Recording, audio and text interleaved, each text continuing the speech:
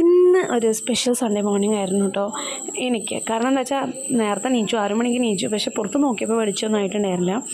എല്ലാ ദിവസം സ്കൂളുള്ള ദിവസം പോലും ഞാൻ നേരത്തെ നീക്കാറില്ല കേട്ടോ, കുറച്ച് വൈകിട്ട് നീക്കാറുള്ളൂ. പക്ഷേ ഇന്ന് സൺഡേ ആവുന്നുണ്ട്. പിന്നെ എല്ലാ സൺഡേ അമ്പലത്തിൽ പോവാറുണ്ട്, പറ്റുമ്പോഴൊക്കെ പോവാറുണ്ട്. അപ്പോൾ പക്ഷേ ഈവനിങ്ങാണ് പോവാറ്. കുറേ കാലത്തിന് ശേഷമാണെന്ന് നേരത്തെ രാവിലെ നീച്ചു.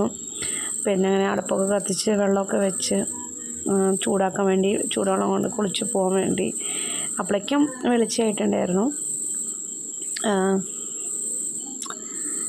പിന്നെ റെഡിയായി.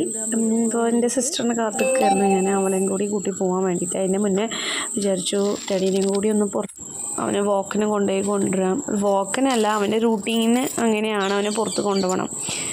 കുറച്ച് അവൻ്റെ ഒപ്പം സ്പെൻഡ് ചെയ്യണം ടൈം. അപ്പോഴാണ് അവൻ്റെ റൂട്ടീനൊക്കെ അവൻ ചെയ്യുള്ളൂ. അങ്ങനെ അവനെ പുറത്ത് കൊണ്ടുപോയി. അതിന് ശേഷം ഞാനും എൻ്റെ സിസ്റ്ററും രണ്ടാളും തൂതഭഗവതി ക്ഷേത്ര അമ്പലത്തിൽ പോയി തൊഴുതു.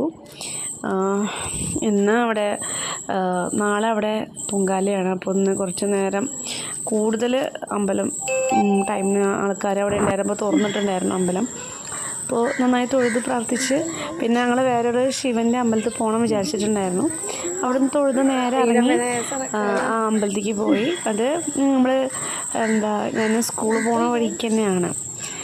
തൂത കഴിഞ്ഞിട്ട് ഉള്ളിൽ കൂടെ പോയി കഴിഞ്ഞാൽ ഒരു ശിവക്ഷേത്രമാണ്. നമ്മൾ മണലായ റോഡ് കണക്ട് ചെയ്യണ ഒരു സ്ഥലമാണ്. അവിടെയാണ് ഈ അമ്പലം ഉള്ളത്.